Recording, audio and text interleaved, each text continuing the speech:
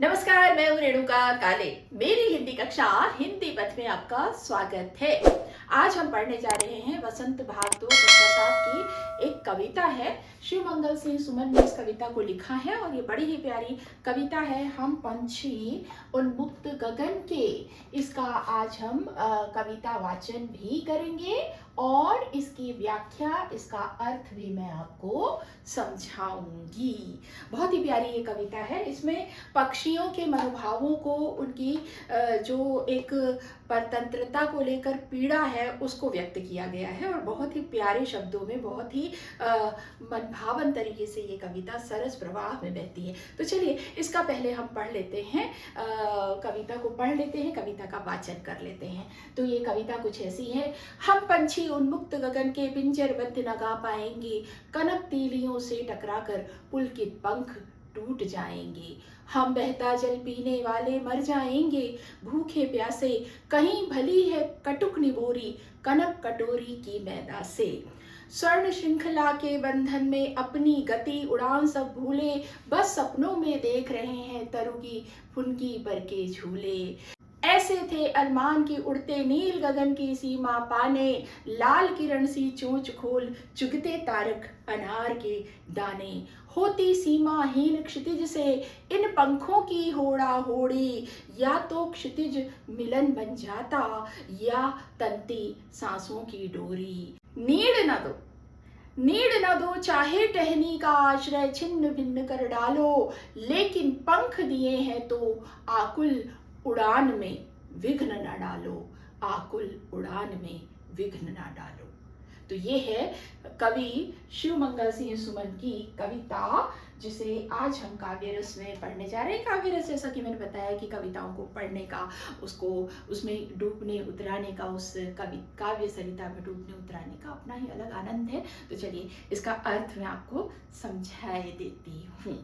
तो जैसा कि है इसका प्रसंग और संदर्भ, अगर हम लिखने जाते हैं परीक्षा में तो हमें सामान्य तौर पर लिखना पड़ेगा। प्रस्तुत कविता वसंत भाग 2 के पाठ 1 से ली गई है। इसका शीर्षक है हम पंछी उन्मुक्त गगन के और इसे लिखा है कवि शिव मंगल सिंह सुमन ने। और इसमें प्रसंग में आप लिखेंगे कि इसमें बताया गया है कि एक पक्षी जो है वो उन्मुक्त गगन में उड़ना चाहता है, उसे बंधन पसंद नहीं है, उसे पिंजड़े में बंद करके रखा जाना पसंद नहीं है। तो क्या कहता है पंछी, देखते हैं। हम पंछी उन्मुक्त गगन के पिंजरबद्ध न गा पाएंगे, कनक तीलियों से टकराकर पुलकित पंख टूट जाएंगे। पंछी कहते हैं कि हम उन्मुक्त आकाश में, आकाश जो मुक्त है, किसी के बंधन में नहीं है, उस आकाश में हम उड़ने वाले पंछी हैं और हम पिंजरबद्ध न गा पाएंगे। अगर हमें पिंजरबद्ध कर दिया गया, यानी पिंजड़े में अगर बंद कर दिया गया, कैद कर दिया गया, तो हम उसमें रहकर खुशी के गीत तो नहीं गा सकते हैं।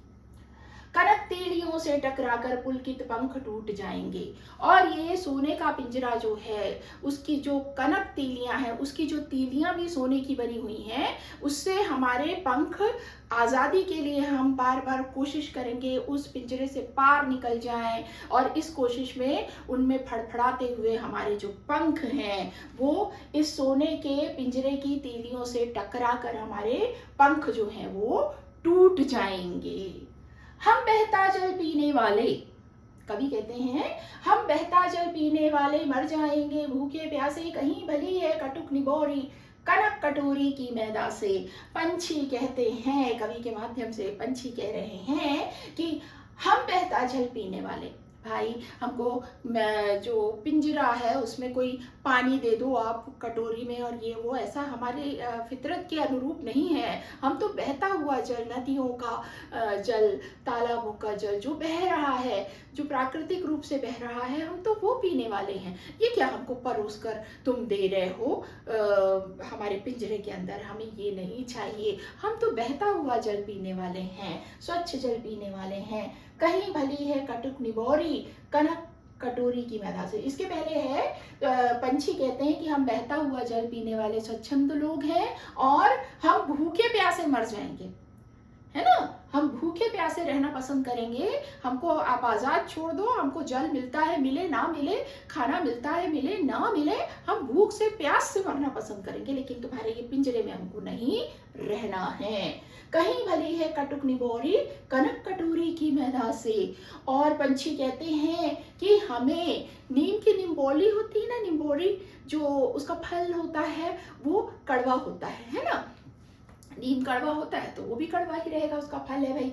तो वो कहते हैं कि कहीं भली है कटुक निबोरी, कनक कटोरी की मैदा से। हमें नीम की निबोरी जो है वो कड़वी निबोरी पसंद है, मंजूर है, हमें स्वीकार्य है, कनक कटोरी की मैदा से। तुम्हारी ये जो सोने की कटोरी है ना, उसमें अगर तुम स्वादिष्ट पकवान, मैदा, मिठाई रखते हो, मेवा रखते हो, वो हमारे लिए कोई काम का नहीं है भाई। ये सोने के कटोरी में परोसी गई स्वादिष्ट चीज़ों से हमको कोई मतलब नहीं है, हमें तो कड़वी नीम की निबोरी मंजूर है।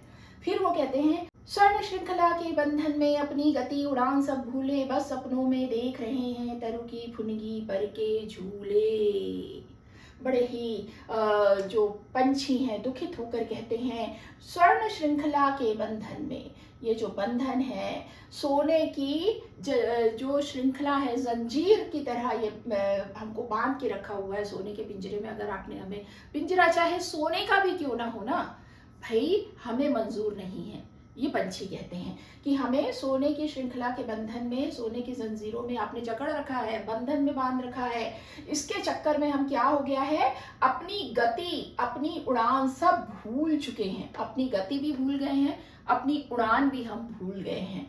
बस सपनों में देख रहे हैं तरु की फुनगी पर के झूले। तरु यानी होता है पेड़, फुनगी यानी उसकी जो डंगाल होती है ना, डंगाल का सबसे अंतिम सिरा जो बड़ा कोमल होता है, सॉफ्ट होता है। देखिए तना होता है वो हार्ड होता है, फिर उसकी डंगाल जो शाखाएं निकलती हैं वो होती हैं। तो शाखाएं भी शुरुआती दौर में हार्ड होती हैं, फिर धीरे धीरे धीरे धीरे किनारों पर जाकर वो बहुत सॉफ्ट हो जाती हैं और लचीली रहती हैं। ठीक है, तो वो कहते हैं कि हम तरु की फुनगी पर, फुनगी यानी वही अंतिम सिरा जो सॉफ्ट है, लचीला है, तो उसमें पक्षी बैठता है तो उसके बाहर से वो नीचे होती है, उड़ता है तो वो ऊपर हो जाती है, फिर बैठता है नीचे। तो ये झूले की तरह ऊपर नीचे जो है वो फुनगी होती है। तो वो जो पंछी है उन मधुर दिनों की याद करके कहता है कि हम, अब तो हमारे लिए ये बस सपनों की बात हो गई है। जब से हमको इस पिंजरे में कैद किया है ना, तब से हमारे लिए तो बस ये सपने की बात हो गई है कि हम पेड़ की, तरु की फुनगी पर झूले में झूल रहे हैं। कितना मार्मिक वर्णन है ना। आगे देखिए, ऐसे थे अरमान के उड़ते नीले नभ की सीमा पाने, लाल किरण सी चोंच खोल चुगते तारक अनार के दाने।